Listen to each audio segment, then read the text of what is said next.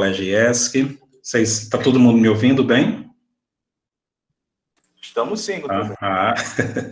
Então, eu me sinto honrado, tá certo, de estar aqui, né, honrado e emocionado, né, de estar aqui, né, primeiramente pelo seu convite, né, e, como diria o ditado, segundamente, né, por, né, tá podendo rever, né, uma série de pessoas, já estou vendo aí os nomes, né, alguns que eu tive também, né, o prazer de lecionar e outros, né, que a gente, né, conhecia pelos corredores, né, aí da escola. Então, eu já me sinto muito honrado, já me sinto muito grato, tá certo, pelo convite, e parabenizar também pela iniciativa, né, nós estamos vivendo um momento de reinvenção, né, então, é muito importante quando a gente busca, né, transformar essa situação, né, que é uma situação caótica, né, em momento de superação, em momento, na verdade, de reinvenção, que é o que a gente está fazendo aqui. Então, de antemão, né, eu já quero agradecer, tá certo, ao professor André, ao Colégio IESC, a todos os alunos, né, todas as pessoas que estão aqui, né, eu estou vendo vários ex-alunos também chegando aí, né, então, meu muito obrigado, né, meu muito obrigado, já começando, né, agradecendo, né, enfim, eu estou nervoso, né, é o seguinte, né, quando então o professor André nos procurou para a gente discutir, para a gente conversar, né, um pouco sobre essas questões, né, eu fiquei um pouquinho apreensivo porque, por mais que seria historiador é comandar de bicicleta, né, dificilmente a gente esquece, só que para toda e qualquer profissão a gente precisa estar treinando, né, a gente precisa treinar, a gente precisa estar lendo, tá revendo, né, e eu tô, como eu falei para o professor André, né, eu tô há quase 4 anos, né, já um pouco longe, né, um pouco longe do ensino médio, né, e aí eu quero aproveitar, né, então, a experiência que a gente tem, relembrar um pouco, né, com também o que a gente está vivenciando atualmente, né, nos nossos estudos, tá certo? Então, a nossa ideia é, né, de trazer um pouco sobre como os indivíduos, como as pessoas e diretamente como o outro, né, ele vai ser visto durante os processos das grandes guerras, né, se apegando num dos eixos que é muito importante para, né, vocês que vão fazer Enem, né, e para quem não vai fazer Enem também, uma temática, né, de cunho, que eu diria, de cunho humanitário, né, que é a gente pensar essa a possibilidade de como o outro ele é qualificado, como o outro ele é desqualificado, né, sobre o que a gente chama de visões arbitrárias, tá, de visões arbitrárias do poder. Tá? Então, quando a gente já pensa diretamente a ideia de quê? Né? Quando eu digo qualificação, né? Quando eu digo qualificação do outro, o que é qualificar? Né? Então, a gente vai diretamente para o dicionário mesmo, né? Para pensar esse sentido, né, etimológico aí da palavra. Então, quando eu falo qualificar, eu falo, por exemplo, considerar, eu falo, por exemplo, classificar, eu falo, por exemplo, em aprovar, tem vários sinônimos, eu falo em caracterizar, né, o sujeito, eu estou qualificando o sujeito, eu estou caracterizando, né, o sujeito. Agora, vem também uma ideia de quando eu estou qualificando o sujeito, né, vem aquela ideia de que essa qualificação, em grande medida, ela é sempre através de um lado positivo. E aí é interessante pensar que, quando a gente parte para as ciências, né, humanas, e aí a gente começa a entender também etimologicamente é o sentido, né, da palavra, a origem, tá? A gente começa a ver nas ciências humanas que o termo qualificar nem sempre ele vem com sinônimos ou adjetivos positivos, né? Às vezes a qualificação ela é também uma desqualificação. Né? Então, muitas vezes a gente tem isso, uma qualificação, ela é também uma desqualificação. Se eu for, por exemplo, para o dicionário, a ideia de desqualificar significa retirar as características. Mas aí, quando a gente traz isso para as ciências humanas, quando a gente traz isso para as ciências sociais, quando a gente traz isso para a história, a gente começa a entender um pouquinho que, quando eu estou desclassificando, eu estou retirando as características do outro, mais ou menos isso. Porém, quando eu retiro essa característica, é interessante que eu coloco outra. Eu coloco uma outra característica. E quando eu coloco uma outra característica, né, eu tenho esse sentido, né, direto de classificar o sujeito, de classificar o outro com um conjunto de sinônimos e de adjetivos, né, até certo ponto pejorativo. E aí a gente já chega nessa ideia do que seria o outro, né? O outro, dentro de uma linguagem filosófica, é tudo aquilo que não sou eu, né? Então, aquilo que não sou eu, nitidamente, já vai ser o quê? Já vai ser, né, como diria um historiador francês chamado Hartog, né?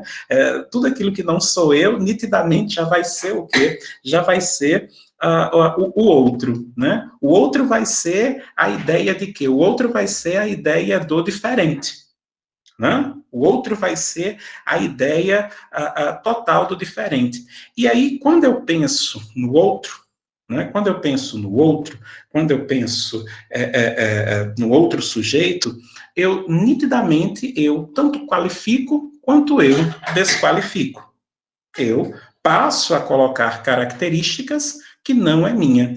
Se eu trago um pouco para o lado, às vezes até da psicologia, eu começo a pensar o seguinte, né? Quando a gente está se identificando, se definindo enquanto sujeito, é extremamente importante que a gente se olhe no outro.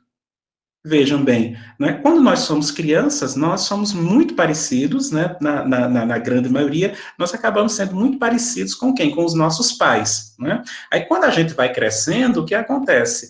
A gente deixa de ter contato, basicamente, com os nossos pais e começa a ter contato também com os nossos pares, com os nossos colegas, né?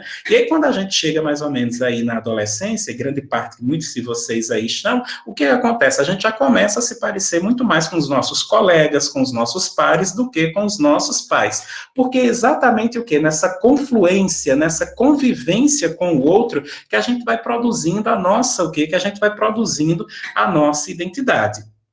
O grande perigo disso, dessa produção dessa nossa identidade, é quando a gente começa a colocar o nosso eu como sendo o único modelo correto.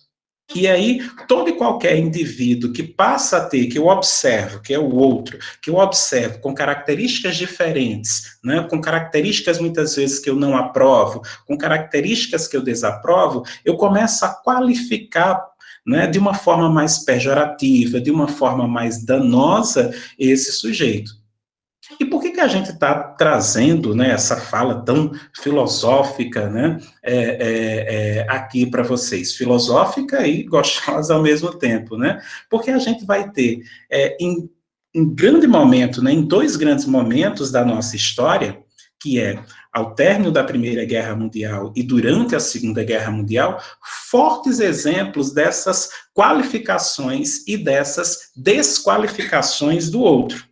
Tá? Que é no período entre guerras e durante, né, a Segunda Guerra Mundial, onde nós vamos ter a ascensão, né, o grande crescimento dos regimes totalitários, né, dentre eles, né, dois regimes, na verdade um só, né, porque o outro ganha o nome de partido, né, que é o regime fascista, né, na Itália e o crescimento do partido nazista na Alemanha, como sendo dois grandes construtores dessas qualificações e desqualificações do outro, né?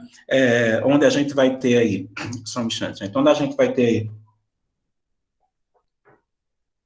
um forte crescimento, né, de ideias, né, de um campo altamente discriminatório, de um campo altamente excludente, de um campo altamente classificatório em relação a esses regimes, né, em relação a esses regimes que a gente colocaria como sendo, né, regimes, inclusive, arbitrários, né? Aí eu já leva a gente a pensar, né, o que é um regime arbitrário, né, o que é algo que vem ser aí do campo arbitrário, né?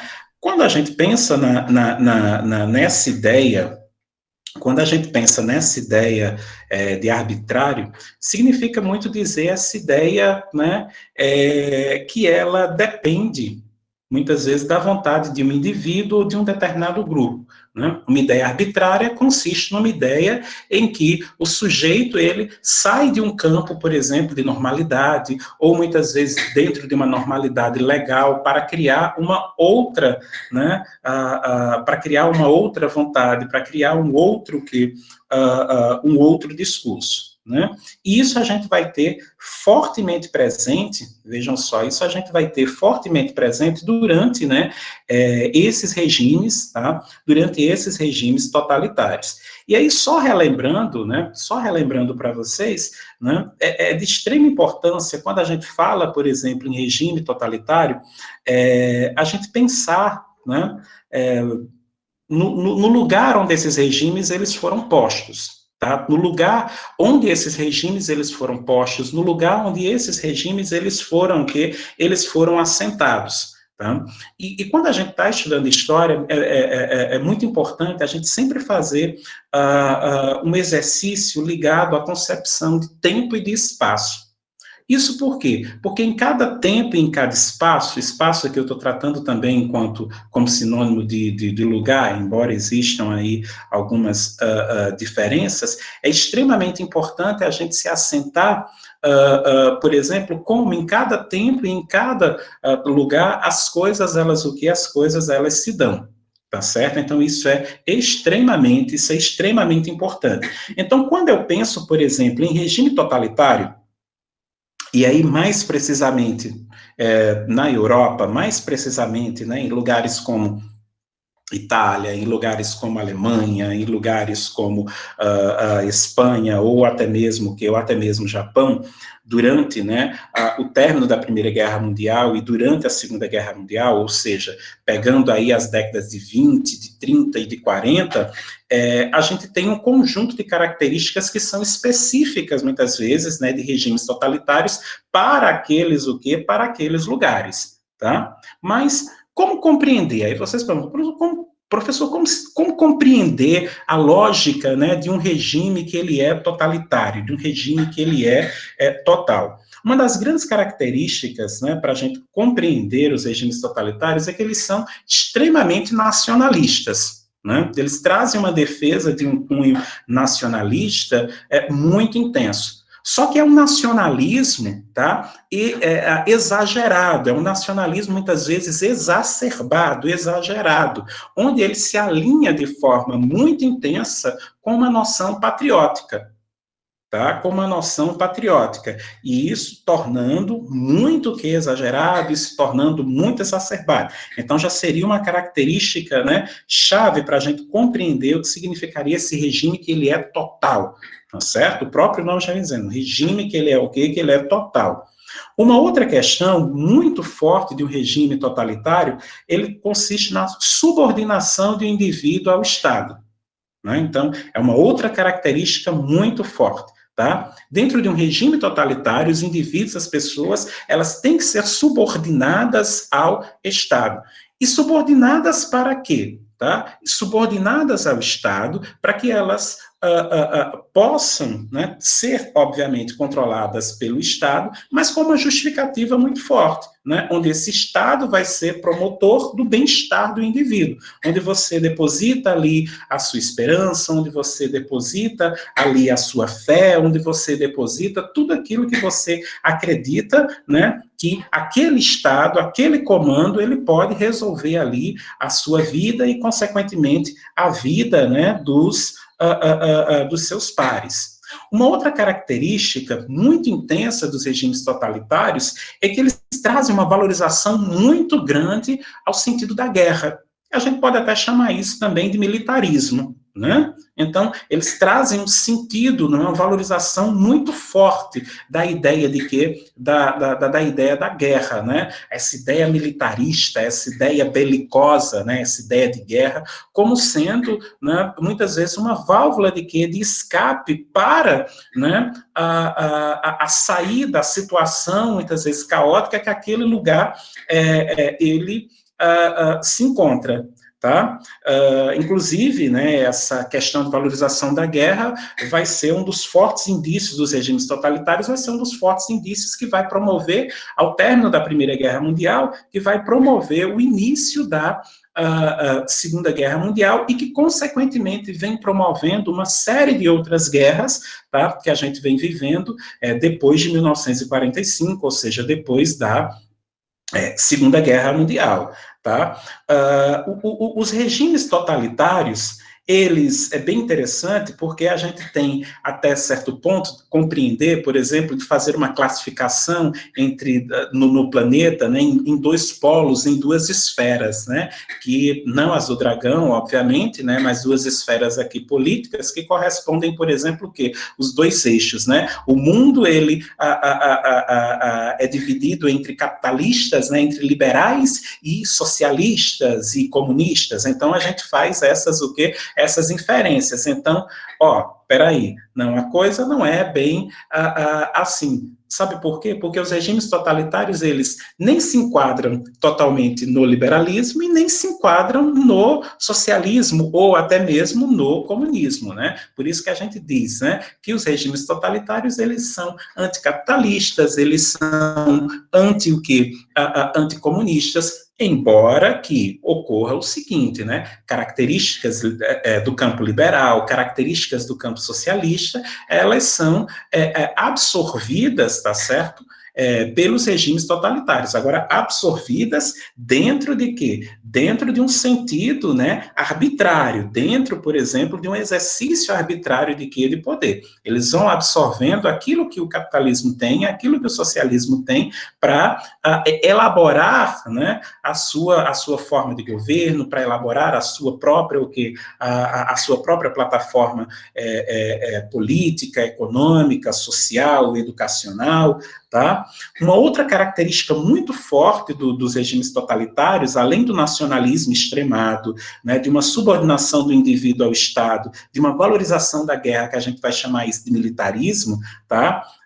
Desse ódio, né, a democracias liberais, ao comunismo, tá? É que, junto a esse militarismo, empregue uma teoria, né, chamada de teoria de espaço, que é de espaço vital, uma ideia, né, de se pensar, né, que todo e qualquer regime, ele precisa ser assentado dentro de o quê? Dentro de um território, dentro de um espaço. Aí a gente já pega aquela outra característica que é o nacionalismo exacerbado, somado ainda com uma noção extremamente patriótica, né, onde esses indivíduos, eles precisam ter um espaço assentado. Isso, inclusive, reforça o próprio teor de identidade daquele povo, que é altamente enaltecido, né, pelos líderes, né, desses regimes arbitrários aí de poder. Tá? Essa a pregação de que é necessário um espaço, de vida, um território ainda maior, né? Ou um reconhecimento de território para aquela população, né, que segue que segue aquele regime, né? E isso vai ser casado com uma outra característica, que é um culto, né, à personalidade, a divinação, digamos assim, né, um neologismo aí, para a gente pensar, a uma personalidade. Então, todo regime totalitário, ele tem um líder, no qual ele é personificado, né, de uma forma até divinizada, né, onde o sujeito ele é colocado num pedestal, onde aquele sujeito ele é a válvula de salvação. Tá? Eu poderia até dizer, guardando as devidas proporções, né, que esses indivíduos, eles compõem-se, né, naquela máxima do Luís XIV, né, quando ele diz o Estado sou eu, né, o nosso presidente, né, descendo um pouco de veneno aqui das minhas presas, né, o nosso presidente já, né, praticamente chegou, né, a dizer isso, né, que o Estado era o quê? Que o Estado era ele, né, até tomar água. Então, o que acontece, né? Essa máxima, né, desse culto aí à personalidade, ela acaba sendo muito importante porque é nesse culto à personalidade onde esse nacionalismo extremado, ele é o que? Ele é enaltecido, essa ideia de valorização de um espaço, ela é também o que? Ela é também enaltecida, e aí a gente tem como um grande exemplo disso, né, um cara, né, o Benito Mussolini, né, na Itália, que, diga-se passagem, era jornalista, né, que sabia muito bem se utilizar, né, de imagens, sabia muito bem se utilizar de discursos, né, para exatamente buscar indivíduos que pudessem, né, seguir ali as suas o quê? Seguir as suas ideias, né? Tem um filósofo, né, chamado Michel de Foucault, que ele diz o seguinte, né, que um discurso muitas vezes repetido, né, repetido muitas vezes, repetido diversas vezes, ele se torna verdade. E é isso, em grande medida, que quando se cultua esses indivíduos, né, aquilo que eles dizem começa a se tornar o quê? Começa a se tornar verdade. Por isso que as máquinas de propaganda, né, elas são intensamente, né, utilizadas dentro desses regimes totalitários, porque você precisa o quê? Convencer os sujeitos de que aquela ideia é a ideia o quê? É a ideia benéfica, né? E isso, né, tudo isso para a gente chegar num ponto que é crucial, porque todo esse campo de ideias acaba criando, né, uma base, acaba criando um alicerce muito forte para o que a gente vai chamar de quê? De xenofobia, né? Que consiste, né, a gente tem, ao grosso modo, a pensar como a aversão a todo e qualquer estrangeiro. E aqui a gente vai estender um pouco essa ideia de quê? Da xenofobia como sendo o quê? A aversão ao outro. Ou seja, a todo e qualquer processo de aversão a quem é diferente. Aí você se pergunta, mas a quem é diferente de quê? Diferente de todo esse campo ideológico que é o quê? Que é pregado. De todo esse campo ideológico que é pregado. Vejam bem, os regimes fascistas e nazistas, durante, né, o término da Primeira Guerra Mundial, durante o período, né, entre guerras, durante a Segunda Guerra Mundial, eles vão elaborar um conjunto de discursos, tá? É interessante pensar que eu estou colocando aqui discursos no plural, porque a gente também não pode generalizar, tá certo? De pensar, por exemplo, que o quê? Olha, o fascismo, ele se dá na Itália, ele se dá na Itália do Benito Mussolini, o fascismo se dá em Portugal, o fascismo, ele se dá na Espanha, ele se dá no Japão, tá? Inclusive até aqui também no Brasil, né, o fascismo ali do Plínio Salgado, que foi o que obteve mais êxito, né, durante ali a era Vargas. Só que é importante a gente pensar o seguinte: em cada tempo e em cada espaço, as histórias, elas se dão de modo diferente. Existe um conjunto de características análogas, o que é isso? Semelhantes, dentro do regime fascista, dentro, por exemplo, até do partido nazista, porém, em cada espaço a gente vai ter algumas particularidades, tá certo? Que tornam aquele fascismo único naquele o quê? Naquele lugar.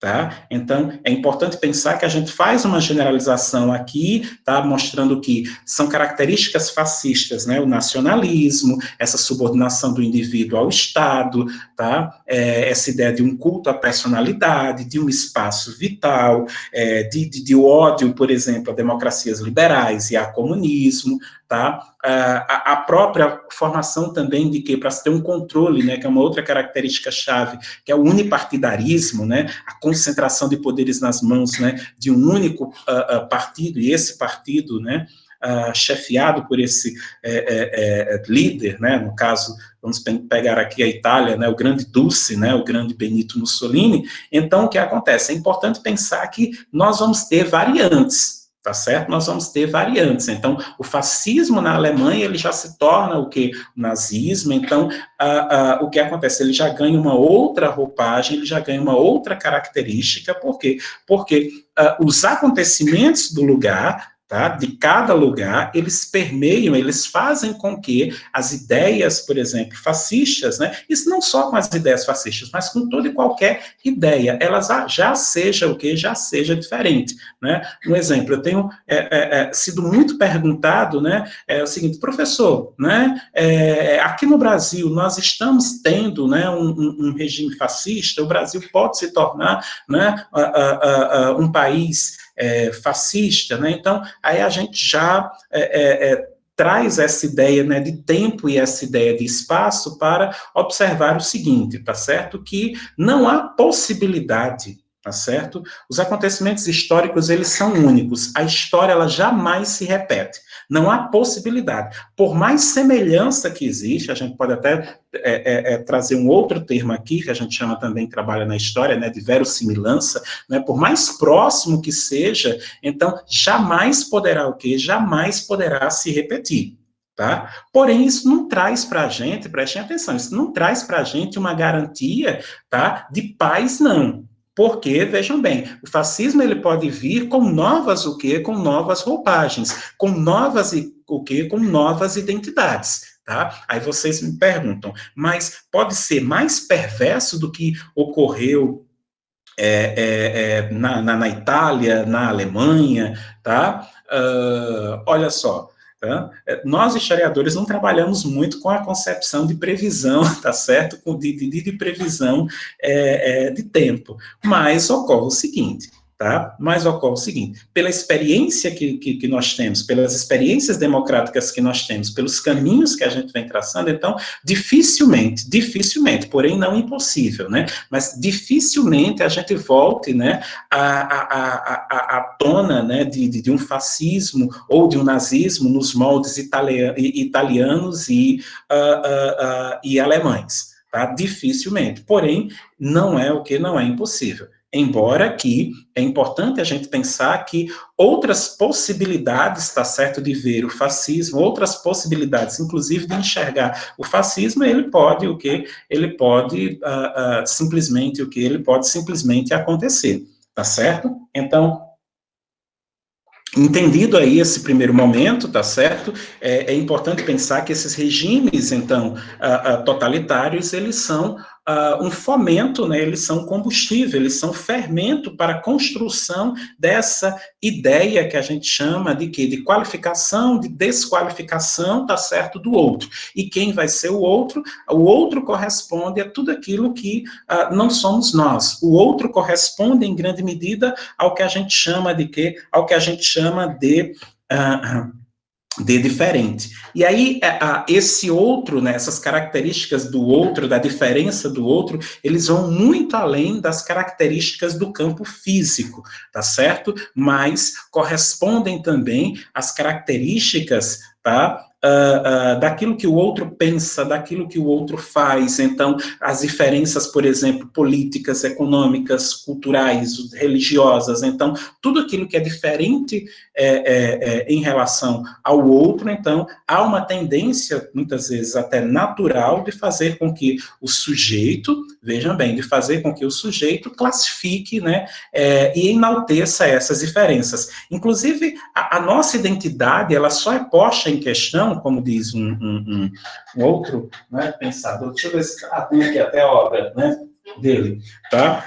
Que eu acho bem interessante, que é esse aqui, carinha chamado Stuart Hall, né? Ele diz que a nossa identidade, né, nessa obra que é Identidade Cultural na Pós-Modernidade, tá? Ele diz que a nossa identidade, muitas vezes, ela só se torna em evidência quando a gente compara em relação ao que é o outro. Eu preciso do outro para saber, muitas vezes, quem o quê, quem eu sou. E aí, quando a gente observa os discursos, por exemplo, proferidos, e aí vale já aí um exercício, o professor visitante também passa, viu, André, também passa atividade, então vale já um exercício aí para vocês, observem os discursos, vão lá no Google, tá certo? Observem os discursos do Mussolini, observem os discursos do Hitler, tá? Observem os discursos desses indivíduos e vocês percebam como, né, eles enaltecem a sua identidade a partir da relação da diferença com o quê? Com o outro, inclusive endossando que fora da sua identidade, fora das suas ideias, o outro ele é o quê? O outro ele é diferente e esse diferente ele precisa ser o quê? Ele precisa ser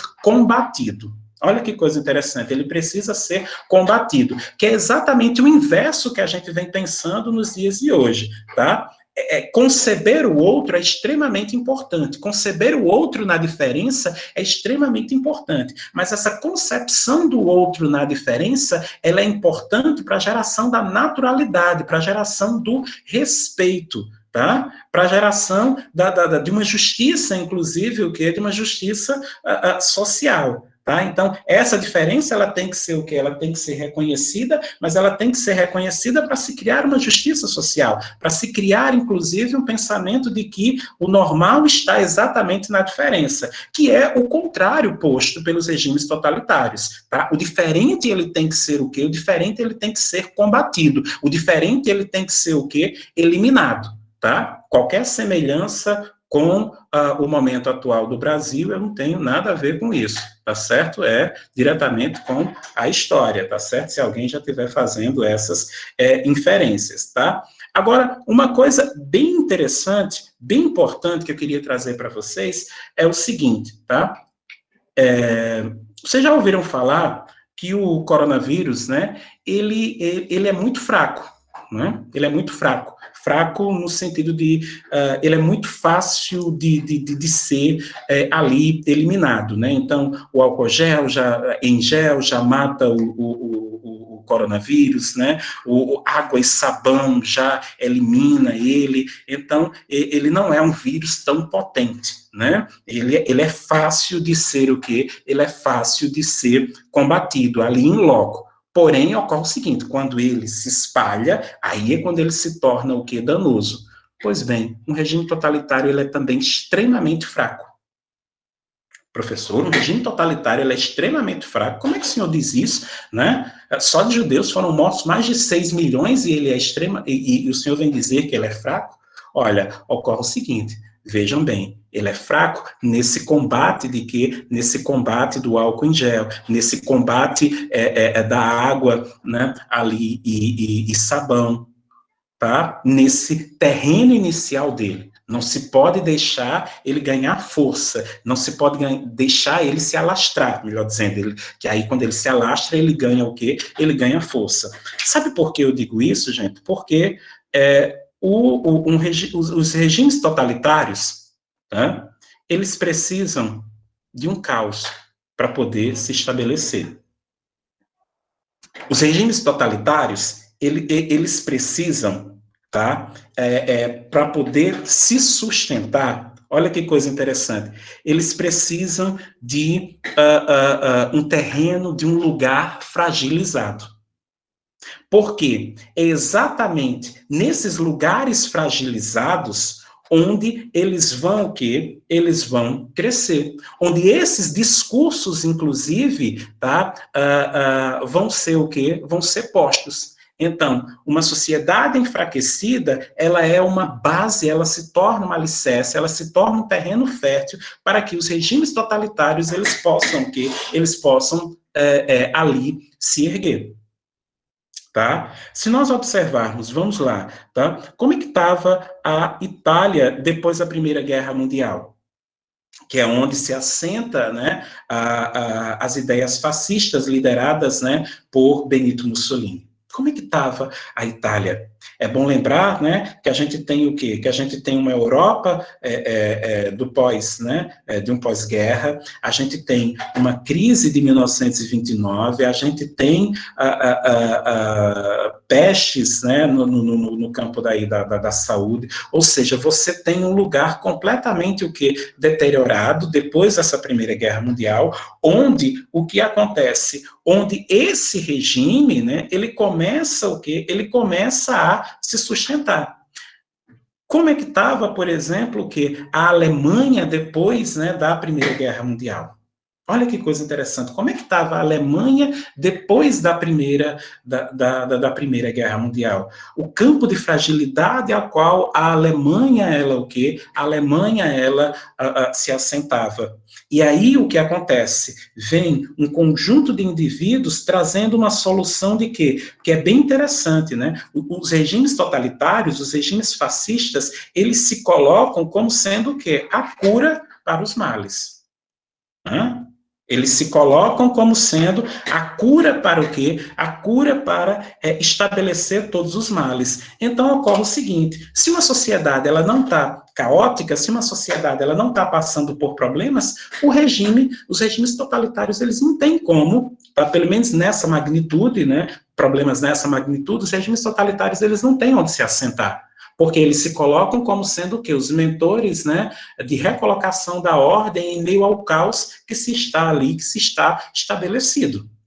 Então, se não existe essa possibilidade de que essa possibilidade desse caos, não tem como eles o quê? Desculpem, não tem como eles se assentarem. Tá? Não tem como eles se assentarem. Tá?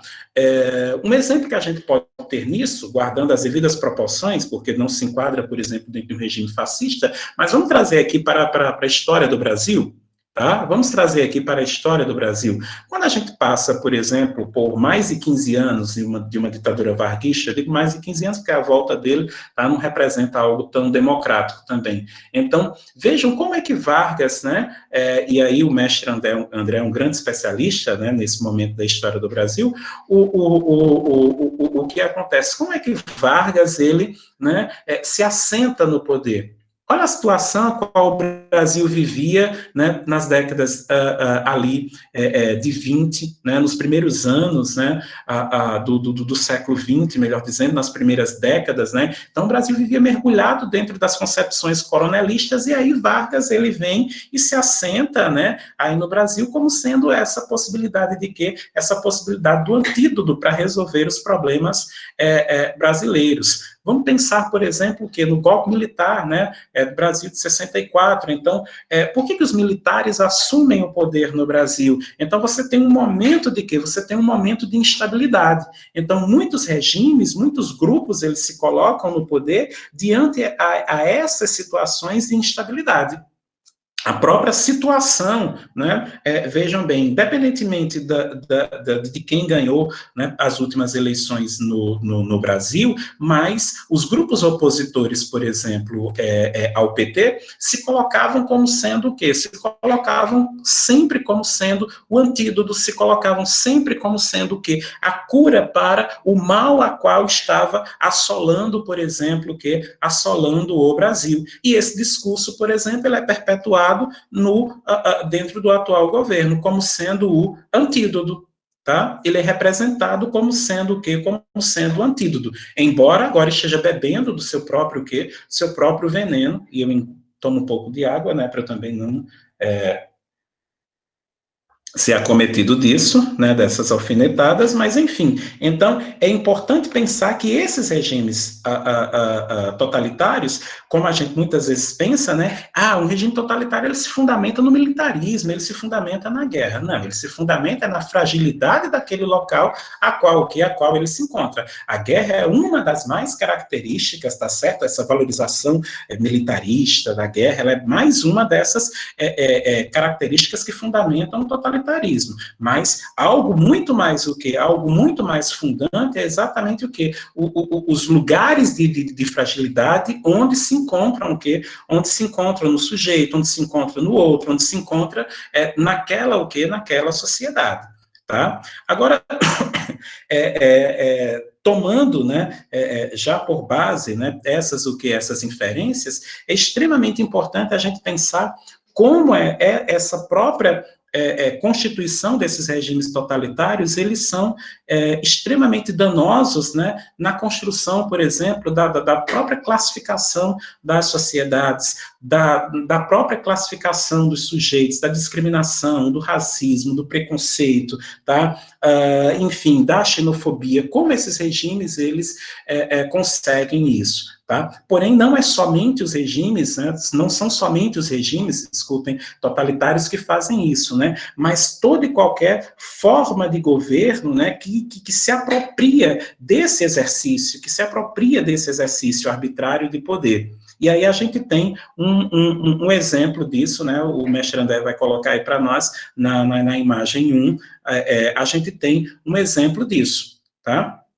Que é, por exemplo, que a gente tem um quadro muito famoso da história do Brasil, que é o quadro, né, pintado pelo Vitor Meirelles, né, que é o quadro da primeira missa no Brasil, tá? Alguns colocam a data, né, de 1860, outros de 1861, tá? Que seria o padre Frei Henrique de Coimbra, né, rezando aí a primeira missa no Brasil, né? Embora tenha um conjunto de detalhes aí que estavam somente na cabeça do Frei Henrique de Coimbra, mas não vem ao caso trazer essa discussão agora, mas a grande questão aqui é para mostrar, por exemplo, como o outro, ele já nasce de uma forma deteriorada aqui no Brasil. Como essas nossas heranças, por exemplo, de narrar o outro dentro de um processo de quê? Dentro de um processo de diferença, ele é visto, tá? Observem bem como a população nativa ela é colocada, né? De uma forma animalesca, de uma forma espantosa, olhando para aquele rito, que era um rito de superioridade, ou até já trazendo uma possibilidade de respeito, né?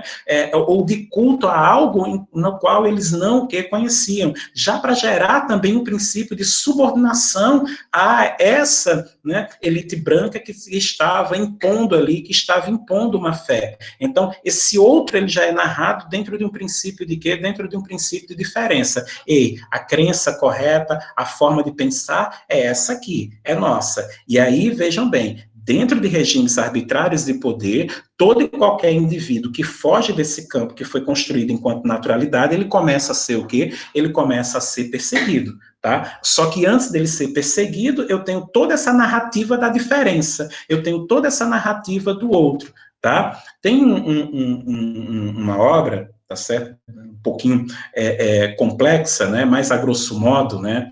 Que é de um cara chamado Goffman, né? Ele tem um livro chamado Estigma, né? Ele mostra como o indivíduo ele é carregado de quê? Ele é carregado de marcas, ele é carregado de quê? De sinais. Então aqui você já tem um estigma do outro que é colocado nas populações nativas do Brasil, que é colocado como diferente, de uma forma altamente o quê? De uma forma altamente pejorativa, tá? Tem uma ex-professora minha do doutorado, né, a professora Tuti Carneiro, que ela é uma das grandes especialistas em intolerância, né, em todos os campos, política e religiosa, né, principalmente aqui no Brasil, que ela tem um trabalho fantástico, né, que ela fala sobre a forma como os corpos, como os indivíduos, eles são, por exemplo, etiquetados, desculpem, né, o que é isso, etiquetados? Uma etiqueta, tá? Uma marca.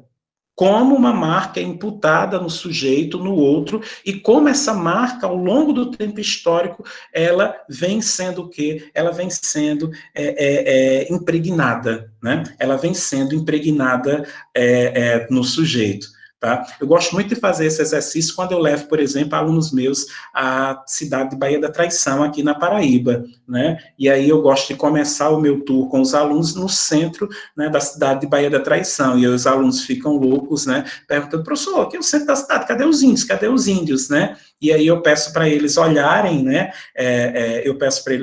em torno de quê? Em torno da cidade, que aí eles vão observar, né, onde estão os índios, ou ainda, né, se olharem também também nos espelhos, né? Porque você não precisa ir à Baía da Traição para você ver índio, né? Basta você, muitas vezes, se olhar se olhar no espelho, basta você se olhar dentro da sua casa, dentro dos teus ritos, dentro da tua cultura, tá certo? Olha para a tua identidade que aí tu vai ver, né? O índio, né? Então, mas aqui a gente tem um estigma, né? De carregar, de pensar a imagem 2, mestre André, esse índio, né, dessa forma animalesca. Tá? E agora, né, fazendo esse exercício, né, de longa duração, a gente sai da colônia, do Brasil colônia, e já vem, por exemplo, já volta aqui para as grandes guerras. Um dos grandes momentos, por exemplo, da nossa história, no qual a gente tem essa produção, por exemplo, do outro, é com relação ao grande crime contra a humanidade, que foi o Holocausto, né? A matança em massa, né, de milhões, né, de judeus, né, e aqui a gente tem um forte exemplo disso, né, que ocorreu em 1938, né, algo que ocorre ali beirando, né, as vésperas da Segunda Guerra Mundial, tá, que é a Kristallnacht, né, que é a pronúncia, né, em russo, lembrando que eu falo russo fluentemente, tá? O russo, não, desculpem, alemão, né? Tão fluente, né, que até erro a nacionalidade, tá? Então, o que acontece é um grande exemplo dessa produção, por exemplo, desse estigma, dessas marcas, desses etiquetamentos, dessa forma de colocar o outro como sendo diferente. Tá? A Noite dos Cristais, né, que entrou aí em voga, principalmente depois, né, de uma declaração ridícula do ex-ministro, e graças a Deus, da Educação, né, que é igual o vilão de Harry Potter, né, a gente não pronuncia o nome que é para não aparecer, né, a persona não grata, quando ele, né, faz umas comparações ridículas em relação a um ato momentâneo, à noite a Noite dos Cristais. Tá? Isso, inclusive, é um debate muito forte para a gente que estuda, essas questões ligadas, né, ao Holocausto no Brasil, o Holocausto no Brasil, não, perdão, para a gente que estuda o Holocausto, né,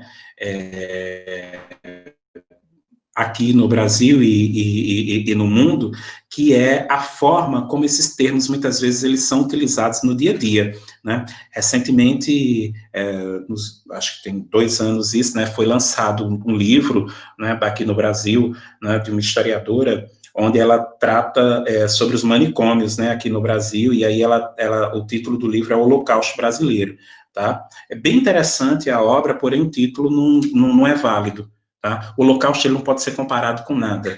Sabe por quê? Porque até hoje nunca existiu nada, tá, que se aproximasse que se aproximasse da violência em torno do que? Em torno do Holocausto. Aí vocês podem até se perguntar, professor, mas a quantidade, por exemplo, de vítimas, né, que foi infinitamente maior que o Holocausto, que foi a matança das populações nativas aqui em toda a América. Mas aí a gente tem que levar em consideração a noção de tempo, a noção de cultura que era o quê? Que era colocada já, né, as políticas humanitárias que já eram colocadas, né, em se comparando a questão das milhões de vítimas nativas, né, entre os séculos XVI e XVII aqui na América e, consequentemente, os mais de 6 milhões de judeus que foram mortos já dentro de quê? Já dentro do século XX. Então, o que acontece? A Noite dos Cristais, ela simplesmente ocorreu por que fato? Né? Foi utilizado, né, a ideia de que um jovem polonês teria o quê? Teria assassinado um diplomata, e então veio-se uma culpa, né, que recaiu sobre os judeus na Alemanha e na Áustria, e aí o que acontece? Durante 2 dias, né, lojas, cemitérios, sinagogas, casas, né, de judeus foram o quê? Foram saqueados, foram incendiadas, foram quebradas, tá? Judeus foram expulsos de casa. Mas por que eu estou trazendo esse exemplo, tá certo, para vocês? Porque esse talvez possa ser um dos maiores exemplos de classificação do outro. Esse pode ser um dos maiores exemplos que a gente pode ter na prática de estigma, de etiquetamento em relação aos outros. Por que aconteceu isso diretamente com os judeus? Simplesmente pelo peso de quê? Pelo peso da diferença. Pelo peso da diferença. Tá? Aí já é uma imagem 3, né, onde a gente já tem judeus sendo levados para os campos né, de concentração nazista, para os campos de extermínio. Então, o que acontece? Essa classificação do sujeito como outro. E por que é classificado como outro? Porque tem uma religião que é diferente da minha, porque tem uma cultura que é diferente, que é diferente da minha, tá? Então, isso é altamente o quê? Isso é altamente danoso. E tem uma coisa que acaba sendo muito forte, eu estou caminhando já para os finais da minha fala, para abrir para vocês, tá? Mas tem uma coisa que é muito danosa, tá?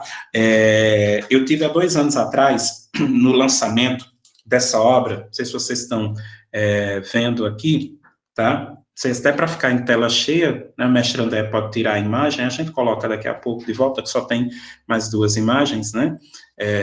Vocês estão vendo aqui essa obra aqui, tá? Isso é uma obra Sobreviventes, tá certo? Do Luiz Ramposo, tá? Eu tive o prazer de estar no lançamento dessa obra, na sinagoga, né, do Bom Retiro, em São Paulo, onde aqui tem relatos, né, de sobreviventes, né, de judeus, de brasileiros, né, que sobreviveram, né, ao Holocausto, de judeus brasileiros, porque eles foram, né, reconhecidos já como brasileiros, né, pelo tempo a qual estão vivendo aqui no Brasil, pelas legislações também, tá, atuais.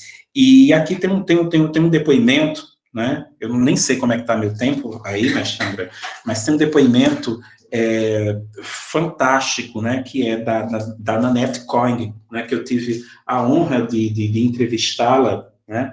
A Nanette Cohen aqui, tá? Ela é uma sobrevivente, né? A Nanette Cohen, ela era amiga, né? Da Anne Frank, né? Da famosa Anne Frank, pelo diário, né? E pela luta dela de sobrevivência contra, né, contra o nazismo. E aí o que é interessante dentro do depoimento, né, de Nanette Cohen, dentre muitos que ela dá, que ela diz o seguinte, né, que na Noite dos Cristais, uma das coisas mais fortes que ela sempre ouvia falar era a forma como a coisa foi feita, como o outro, né, e aí estou parafraseando a Nanette, como o outro ele era classificado. Então, vocês imaginem ali, você está ali no leito da sua casa e, de repente, pedras eram jogadas, né, na sua casa, né, cristais, porque os vidros, né, quebrando das sinagogas, das casas, das lojas, né, vidro espalhado por todo lado, por isso Noite, né, dos Cristais. E aí, uma das coisas que Nanette, ela narra, né, nas suas lembranças, nas suas memórias de dor, talvez uma das maiores lições que eu já tive na minha vida, quando ela diz o seguinte: o que mais doía nos judeus que viveram a Noite dos Cristais foi ver o seguinte, que ali não era simplesmente, tá, os apoiadores dos grupos nazistas que estavam, né, lançando pedras contra as nossas casas, profanando os nossos templos, os nossos cemitérios, tá? Não era somente isso. Talvez o que doía mais em nós era ver muitas vezes o quê? O nosso vizinho, aquelas pessoas que nós conhecíamos desde que nascemos, né? Simplesmente olhando de suas casas sem fazer absolutamente nada, inertes diante de quê? Diante daquela situação. Então, pessoal, um dos maiores males que a gente pode ter em relação a essa classificação pejorativa ao outro, não é simplesmente o quê? Participar, mas, acima de tudo, ser indiferente. Ser indiferente no sentido de quê? No sentido de que nós não podemos, muitas vezes, ficar o quê? Assistindo. Nós não podemos, muitas vezes, estar como telespectadores desses atos cruéis de indiferença quando eles se tornam situações extremamente o quê? Quando eles se tornam situações extremamente o quê? Práticas. E aí, numa das suas falas, a Nanette diz o seguinte: eu pesava 30 quilos quando anunciaram a nossa liberdade. Eu não tinha forças para ir para canto algum e nenhuma perspectiva. Eu não sabia onde estava a minha mãe ou meu irmão. Não imaginava o que o futuro me traria. É impossível alguém que não viveu aquilo imaginar os horrores, o medo, a tensão. Ninguém tem imaginação suficiente para chegar ao campo de concentração. E isso é extremamente forte. Por mais que eu, enquanto historiador, que o professor André, como historiador, que os livros, que os documentários, eles digam para a gente como foi o Holocausto, como foi essa classificação terrível, pejorativa em relação ao outro, que gerou uma indiferença e que gerou uma prática tão cruel de extermínio, por mais que a gente fale, tá? A gente não chega nem sequer próximo a quem viveu. Por isso que falar sobre o Holocausto, falar sobre regimes totalitários, falar sobre esses regimes arbitrários de poder é uma obrigação social para a gente manter essa memória viva e a gente impedir que essas atrocidades elas aconteçam. Só que infelizmente essas atrocidades elas continuam Elas continuam acontecendo. E aí, como eu falei para vocês, tá? Revestidas com outras Revestidas com outra identidade. Mostra aí a imagem 4, por favor, mestre André, só para a gente ver isso aqui. Vejam bem, aqui a gente tem uma obra clássica, tá? Na missão francesa, né? O artista, né? O Jean-Baptiste Debré, o que acontece? Ele pinta um quadro que seria o quê? Um jantar tipicamente brasileiro no período No período colonial. E vejam, né, a posição em que cada sujeito ele se encontra. Como essa classificação de outro, ela está Ela está posta. Como essa classificação do outro, ela está posta. E aí vem à nossa mente, olha, uma cena como essa, ela jamais vai se repetir. Exato, ela jamais vai se repetir. Tal qual ela aconteceu, mas ela vem com outras roupas, ela vem com outras identidades, elas vêm com outras nomenclaturas, e isso muitas vezes faz com que a gente não compare os fatos, faz com que a gente não observe na história que revestidas de outras maneiras, elas podem sim acontecer. Professor, é uma imagem É uma imagem, então o senhor está sendo contraditório, está dizendo que a história se repete? Não, a história não se repete. Ela vem com outras narrativas. Ela vem com outras roupas. E isso pode nos confundir. E sabe por que eu estou dizendo isso? Pode passar, mestre André, aí a próxima, tá? Porque elas vêm com uma outra identidade que pode, de repente, fazer com que a gente perceba, eita, tá? Eu acho que aquele momento da imagem de Debré, elas não podem mais Elas não podem mais voltar. E aí, elas voltam, tá? E aí, elas voltam. Os negrinhos ali sendo tratados como animais, sendo tratados como bichinhos ali de estimação, que você pega o resto da comida e ali você coloca, que você classifica nitidamente como outro, como a diferença, tá? E ali tem todo um jogo simbólico, porque não é somente a cor da pele, né? Mas tem toda uma posição social no qual o sujeito, ele é colocado, ela vem se revestindo ao longo Ao longo da nossa história. Tá? Ao longo da nossa história. O menino Miguel é mais uma daquelas crianças, tá? O menino Miguel é mais uma daquelas crianças postas na imagem do Debré. É mais uma daquelas crianças postas na imagem do Debré. O cachorrinho Pete, que está ali latindo, né? Porque eu estou trazendo o cachorrinho, porque ele é insuportável, né? Aquele cachorrinho, muito respeitosamente, para quem tem um deles, né? Eu passo por isso, porque a minha vizinha tem um dele, e ele é insuportável, né? Porque ele late o tempo todo. E aí o que acontece? Aquele cachorrinho que está latindo ali o tempo todo, que não deixa você simplesmente fazer suas tarefas, e você abre a porta e diz, sai daqui, porque você está me incomodando. Foi isso, né, que essa mulher branca, que essa filha de coronel, tá, faz com o menino Miguel. Sai daqui porque você está me atrapalhando. E coloca o cachorrinho Pigeon para fora, assumindo todo um processo de responsabilidade pelo qual poderia acontecer com uma criança de 5 anos. Então, isso é classificação do outro, isso é indiferença, isso é etiquetamento do outro. O teu lugar não é o teu lugar não é aqui. É a história se repetindo? Não. É ela vindo com novas identidades, que elas precisam ser narradas, que elas precisam ser que elas precisam ser pensadas. E nós, e vocês, diante de um cenário a qual nós vivemos, né, nós estamos vivendo. Eu não falo somente do cenário político, mas eu falo do cenário que a gente vem vivendo historicamente. Nós temos uma responsabilidade social muito forte, que é de combater essa classificação desmerecida, essa classificação, tá certo, estigmatizadora, esse etiquetamento danoso em relação ao quê? Em relação ao outro. Nós não podemos ser como os vizinhos na Noite dos Cristais, narrados pela Nanette Cohen. Nós não podemos ser indiferentes. Sabe por quê? Porque de nada vai adiantar aqui vocês concluírem o ensino médio, vocês chegarem à universidade, vocês se tornarem mestres e doutores, vocês se tornarem, tá, doutos nas ciências e indiferentes com relação ao outro, indiferentes com relação à humanidade.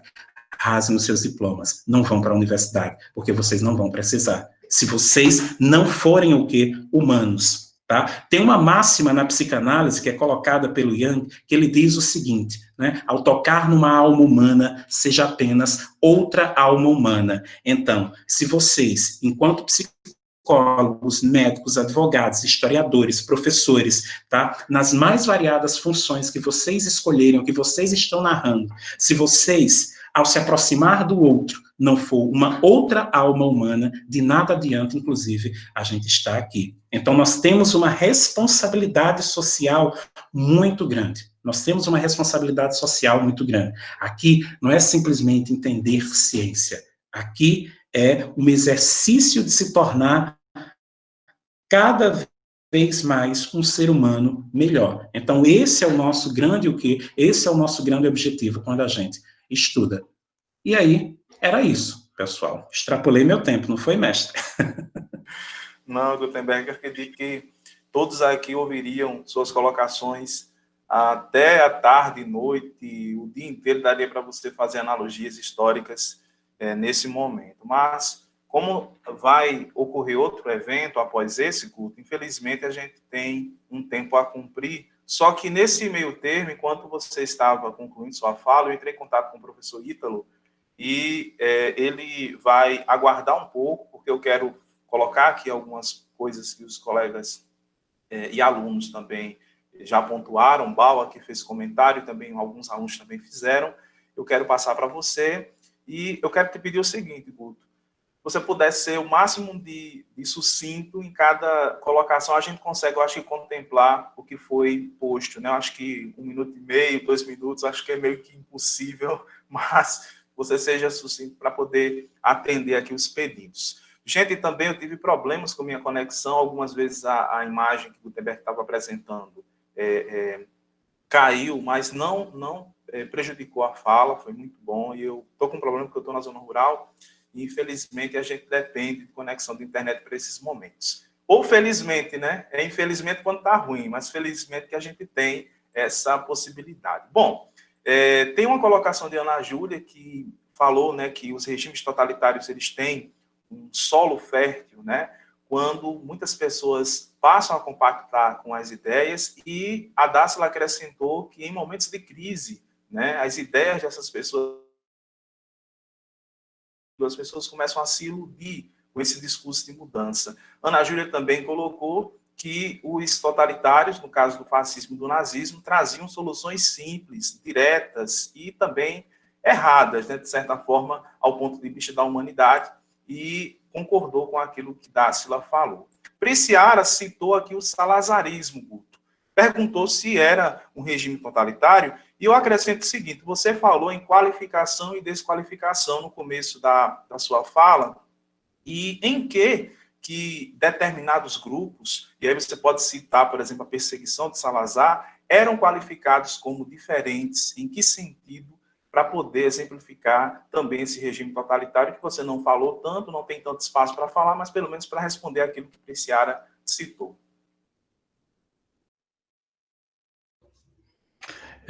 Ok. rapidamente, né, é só orgulho, né, ouvir aí Dácila, né, ouvir Ana Júlia, né, que a gente fica cheio de perna, né, porque a gente ao longo da vida, né, foi aí um dos mentores, né, dessas garotas, né, dessas mulheres fantásticas, né, que se tornaram mulheres brilhantes. Então, mestre André, né, é o seguinte, um dos grandes exemplos, e aí eu vou ampliar não só para o salazarismo, né, mas para outras possibilidades também aí fascistas, era o seguinte: essa classificação e essa desclassificação em torno do outro era importante para manter o discurso homogêneo, era extremamente importante para fazer com que qualquer dissidência que fosse contrária ao que se apregoava dentro daquele regime fosse ameaçado, porque o outro ele ameaça o regime. O outro, ele é essa possibilidade, o outro, ele é essa possibilidade da não continuidade. Então, o que acontece? Tá? Quando Salazar, ele faz todo um processo de perseguição, tá, aos opositores, né, aos opositores do seu regime, então ele começa dentro de um processo de quê? De perseguição política, né, de política partidária dentro de seu governo. E aí depois começa um processo de quê? De perseguição a imigrantes, começa um processo de perseguição também alinhada, né, a princípios, né, nazifascistas. Então, é interessante essa perseguição a todo e qualquer indivíduo que possa colocar em xeque a manutenção, estabelecimento, a manutenção, né, e consequentemente, o estabelecimento de um regime que ele é o quê? Que ele é autoritário. Por isso que a censura aos meios de imprensa dentro dos regimes totalitários, né, ou dentro de regimes, né, que são próximos ao totalitarismo, eles são tão o quê? Eles são tão importantes. E aí ressalto, né, como a Ana Júlia aí coloca, né, regimes exatamente de quê? De situações, de soluções, né, fáceis, de soluções cloroquinais, né, de trazer, né, essa luz ali para, né, a sociedade, onde a gente sabe que não traz em hipótese alguma. Tem uma coisa bem legal no humor da Terça Insana, né, que tem uma das mestres lá, né, da Terça Insana, que ela diz o seguinte, né, como classificar um sujeito, como classificar o outro como extremista, né, duas coisas classificam esse outro, né, como extremista. A primeira, né, é uma ideia fácil, e a segunda é defender a todo custo essa ideia, o quê? Essa ideia fácil. Então, isso classificatório, né, para os grandes seguidores aí, né, dos indivíduos, né. Olavo de Carvalho, né, que o diga, né, um indivíduo, né, sem mérito acadêmico algum, que traz ideias fáceis, né, e um indivíduo, né, que não pega no livro para ler, um indivíduo que não pesquisa, um indivíduo que não estuda, que não publica nada, acaba o quê? Tomando isso como verdade. Então, para simplificar a ideia, eu preciso de quê? Para um regime totalitário, para um regime fascista, ele perdurar, ele precisa eliminar os opositores. Então, o outro, todo e qualquer indivíduo classificado como o outro, ele vai ser o quê? Ele vai ser eliminado. Guto, perfeito. Adorei o soluções a partir da premissa da cloroquina, né? Paulo quer falar daqui a pouco, Paulo, eu libero para você falar. Tem aqui uma pergunta na sequência que se refere justamente à última colocação do slide que você apresentou, Guto, pois você citou o caso do menino Miguel e a Sari Corte Real, né, o próprio nome, para quem conhece a história do Pernambuco, né, vai relacionar os antigos engenhos, né, que são famílias aristocráticas lá do Pernambuco.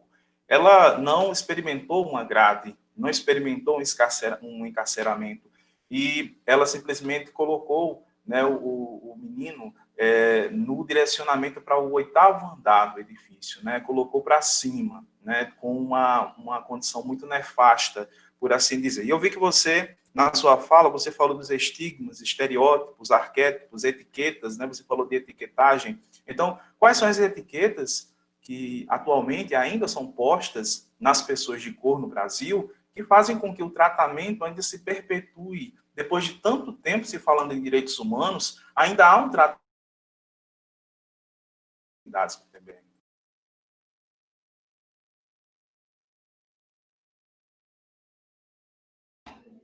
André, congelou aqui sua imagem, mas eu acho que eu entendi mais ou menos o questionamento, tá? Esse etiquetamento, né, que vem em torno do Brasil, em torno do negro no Brasil, ele é muito, né, ele é muito intenso. Esse etiquetamento, né, ele é muito intenso, tá? Tem uma obra, né, que eu acho bem legal e ela é didática, né, que é nem preto nem branco, né, muito pelo contrário, tá, de uma historiadora do Rio, né, a Lilia Schwartz, tá, onde, muito bom, muito bom, aí, né? Onde o que acontece, né? Uma das coisas muito danosas que a gente tem nesses etiquetamentos, ela vem embutida dentro do que a gente chamaria, né, de racismo estrutural, que aí se torna, né, muito mais o quê? Muito mais danoso. Quando ele vem, tá? O racismo hoje, ele está representado em grande medida de uma maneira mais intensa dentro de princípios de quê? Dentro de princípios de naturalidade. E isso é muito danoso para a sociedade.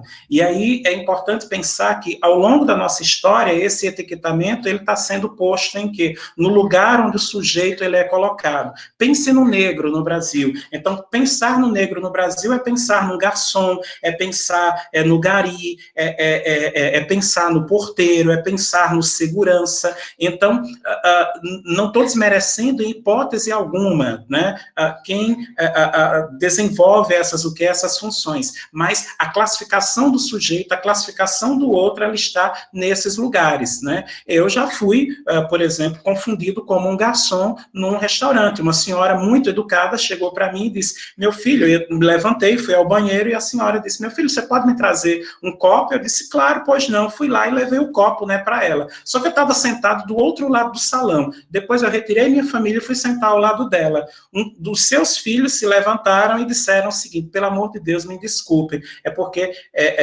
minha mãe confundiu você com o garçom. Por que a mãe dela me confundiu com o garçom? A minha cor determina o meu lugar nessa sociedade. Então, isso é extremamente o que? Isso é extremamente danoso. Por isso que nós precisamos ainda reforçar, nós precisamos caminhar ainda com políticas públicas educacionais, tá? Para o combate disso, né? E aí ocorre o seguinte: somente o discurso sem prática, ele não vale. Esse discurso ele tem que ser colocado dentro de concepções práticas, dentro de políticas públicas efetivas, como manutenção de cotas, como a busca não só de igualdade, de equidade, mas também de justiça social, que é extremamente importante. Então, eu vejo esses etiquetamentos muito diluídos dentro do racismo estrutural, mestre André. Perfeito, Gutenberg. Bal, pode falar, Bal. A sua oportunidade está em voga. Bom dia aí, Guto. É um prazer estar ali ouvindo sua sapiência. E parabéns, André, pela iniciativa. Minha fala, eu pedi para falar, porque para digitar ia ser muito. Dentro dessa questão de qualificar o outro, né? Quando você está dentro de um regime totalitário, né, como o nazismo, o fascismo, isso fica bem, né, bem notório, né? Onde você até tira um grupo como sendo aquele opositor, aquilo que deve ser combatido. E o nazismo, ele traz uma coisa interessante, né? Quando você estava no regime, então, a sociedade alemã pactuava, né, os grandes cientistas e tudo. Com o final do nazismo, você vê que o discurso dessas pessoas, muitos mudam, né? Ele dizia: não, eu não sabia, eu não tinha conhecimento, eu não participava, porque quando ele sai do regime totalitário, então, mesmo que ele internamente ele tenha aquele sentimento, ele não coloca mais para fora, né? Fica uma coisa mais velada. Então, quando você tem um regime totalitário, esses sentimentos afloram, né, com mais intensidade, né, Guto? Eu coloco isso porque tem vários nazistas que, após, né, eles terem o fim do regime, eles se colocam em outra posição. É só para lembrar um caso bem fantástico, o Von Braun, né, que ele foi o cara que foi o pai do programa espacial americano, ele era um nazista. ele era um cara que era um cientista brilhante, diga-se de passagem, né? Foi quem, no nazismo, ele criou aqueles foguetes que lançavam a primeira vez na história, né? E os americanos cooptaram ele, né? Para usar, né, toda a experiência que ele tinha. E após sair disso, ele já nega, né, a sua postura, né? Ele já estava em outro momento, então ele já nega. E foi lá, né, com os americanos, foi quem foi o pai do programa espacial americano. Talvez se a ida do homem à Lua se deva a esse cara, né, porque ele era um cara que tinha, assim, uma inteligência fantástica.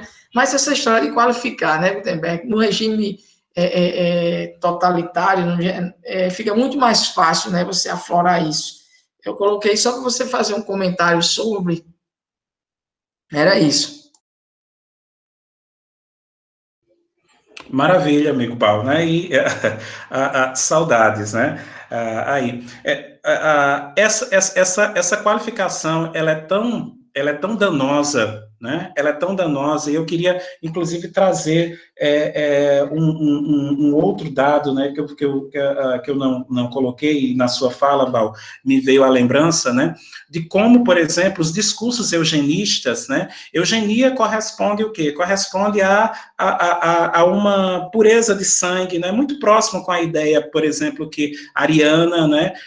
Uma ideia de seleção também, né? Dos indivíduos, tá? A partir de um conjunto de características que são colocadas, né? Através de um conjunto de características que são colocadas em torno de quem? Em torno do sujeito, uma raça pura, um ser superior, por exemplo, a própria construção da ideia, né? Do super-herói, a ideia do Capitão América. Então, tem muito discurso de eugenia ali por trás, tá certo? E aí é importante a gente pensar que esses discursos, né, de raça superior, eles estão reaflorados, né, dentro das sociedades, né, dentro das sociedades atuais. Um dos exemplos que a gente tem nisso, né, uma movimentação que foi feita aí no Brasil esses dias, né, que foi um grupo, né, de pessoas, né, umas 30 pessoas que marcharam com tochas, né, diante ali do Planalto, então fazendo uma alusão terrível à Ku Klux Klan, e isso, aquilo terrível, né, porque em vários outros países do mundo, aquelas pessoas, elas deveriam estar presas, fazer alusão, né, a um grupo tão danoso que como foi a Ku Klux Klan. Então, é terrível, Bal, porque isso reforça em grande medida, né, isso inclusive incentiva que outros indivíduos, eles passem a cooptar, passem a comungar com essas, com essas ideias. Então, esse voltar, né, esse vir à tona, né, dessas ideias, né, nesses momentos de crise que nós estamos vivendo, eles são intensamente danosos e nós temos que repensar, nós temos que ver, né, qual a nossa postura em relação a esses movimentos, porque volto a dizer, tá? Palavras repetidas muitas vezes, né, discursos repetidos muitas vezes, eles podem se tornar o quê? Eles podem se tornar verdades. Tá? Então, a gente tem uma missão social muito grande, né, de combate a essas, de combate fortemente a essas ideias, porque isso não é uma classificação de quem é de direita e quem é de esquerda, isso é uma classificação de quem é ser humano. Tá? De você estar do lado, né, humano, de você estar do lado da humanidade e você estar contra, tá certo, a humanidade. Então, é isso. Eu acho que o mestre André está tendo problemas, né, com a internet dele. Ele está entrando e saindo. Eu peço... Bom dia. Aqui quem fala é Lucas, também sou professor no IESC. Devido ao tempo, o professor Ítalo acabou cancelando a conferência dele para hoje, porque ele teria apenas 40 minutos com o seu convidado. Então, caso o André consiga voltar, e o senhor também prefira, pode falar mais, pode prolongar, responder mais questões dos alunos, que o senhor terá mais 10 minutinhos aí, quase 20, ou 15, 20 minutos para terminar, se preferir. Não, tranquilo, professor, tá? Tranquilo, sem nenhum problema, né? Eu posso ter também uns 10 minutinhos, porque eu também tenho outro, né? Tenho outro compromisso também agora pela manhã, tá? Então, Tá bem. surgiram várias perguntas ali, então eu peço desculpas de não ter respondido, tá? Porque se eu ficasse olhando para as perguntas do chat, para os comentários, eu perdia a minha linha de raciocínio, né? Então, eu peço que retomem, né? Que reabram aí as questões, né? Que vocês colocaram, e de antemão pedir desculpas, né? Para quem eu não consegui, tá certo? Para quem eu não consegui visualizar, para quem eu não consegui ver e responder. Couto, foram colocações muito felizes, acredito que as reflexões foram muito sensatas. Gorete também aqui já mandou mensagem parabenizando, agradecendo pela participação, né, um debate muito valioso, muito especial. Agradecer também pela participação de Bal e todos que aqui estiveram, os alunos queridos que até de outras instituições, mas que já foram do IES, que participaram. Um momento especial que daria para a gente passar o restante da manhã, mas eu sei que você é uma pessoa muito ocupada e também os alunos têm outras atividades. Eu quero agradecer a participação de todos, agradecer a sua e que você faça suas colocações finais nessa manhã tão especial e tão engrandecedora, Gutenberg. Então, é muito bom, sabe? É muito bom, eu acho que a gente ter oportunidades de abrir temáticas como essa. Nós, professores, né, nós temos uma responsabilidade social, tá, muito grande, tá? Não só, na verdade, todo e qualquer profissional, né, ele tem um grau de responsabilidade muito grande, né, quando ele assume uma profissão. Mas nós, professores, nós somos formadores de opinião, tá? E comungo drasticamente da ideia de que não existe, né, educação neutra, de que não existe ensino neutro, tá? A escola tem sim partido, porém é importante a gente pensar que o nosso partido enquanto escola tem que ser um partido de preservação da vida, tem que ser um partido de a preservação humanitária, independentemente, né, de lados políticos partidários ou de denominações religiosas, culturais como um todo. E a iniciativa da instituição, a iniciativa, né, do Colégio ESC de trazer esse debate, né, ele é muito louvável, porque a gente extrapola o campo puramente de quê? A gente extrapola o campo puramente da ciência, tá, propriamente dita, e a gente parte para uma discussão prática, para uma discussão de vida, com valores que são importantes para a construção, né, da cidadania, para o zelo enquanto quê? Para o zelo enquanto cidadão, para que o indivíduo ele possa, né, se colocar melhor, né, na sociedade, porque eu volto, né, a dizer a vocês, se nós não colocarmos esses princípios de humanidade, esses combates diretamente a todo e qualquer sistema que ele é opressor, a todo e qualquer sistema que ele é no sentido de fazer com que haja uma deteriorização em relação ao outro, estigmas, etiquetamentos, né, estereótipos. Se a gente não colocar em voga, se a gente não colocar em prática esse combate, então de nada vai adiantar nas nossas nas nossas profissões. Então, eu parabenizo, né, o professor André, parabenizo a escola por estar promovendo essas conferências, porque elas são extremamente importantes. E mais ainda, né, nesse momento de reinvenção, e mais ainda nesse momento de fazer, de trazer um repensar muito forte, porque nós estamos dentro de um terreno muito fértil, tá? Eu não falo isso basicamente a nível de Brasil, mas eu falo isso, né, em nível global. Nós estamos num momento muito fértil para que essas ideias, né, essas ideias totalitárias, elas possam, né, ter, né, aí um sentido de renascença. Então, a gente tem que ter um olhar para combater isso, porque elas não vão vir da mesma forma como elas existiram nas décadas de 30 e 40. Elas estão vindo revestidas de novas identidades, e isso a gente tem que estar de olho para a gente fomentar o combate, para a gente fomentar o combate direto. Então, eu só tenho, tá certo, a agradecer a oportunidade, né, de estar podendo falar, né, um pouco, né, das nossas experiências, as nossas leituras com vocês, e eu espero ter contribuído. De antemão, eu desejo, né, a todos, né, e a todas, né, um bom preparo aí de Enem, um bom preparo aí para a vida, né, e é isso, né, meu muito obrigado, tá certo, a todas e a todos. Eu parabenizo você, Gutenberg. Se estivéssemos em uma sala, seria uma salva de palmas muito calorosa, né, nessa manhã. Gente, eu queria agradecer a vocês. Eu tive sérios problemas com a internet aqui, Gutenberg. Nesse tempo aí, a gente conseguiu manter ainda a live, mas minha internet caiu aqui umas 40 vezes. Eu estou na zona rural de Japi e hoje eu não sei o que está acontecendo. Já mandei aqui uma mensagem para o provedor, mas mesmo assim deu tudo certo. Nós conseguimos concluir o evento. Agradeço a participação de todos, a sua, Guto, e que nós tenhamos mais momentos como esse, que são muito engrandecedores. Você mora no nosso coração, sinta-se agraciado, né, nessa manhã com todo o carinho do Colégio IESC, e assim também eu agradeço a todos os alunos, e até a próxima, né? Tchau, tchau, gente. Tchau, tchau. Forte abraço.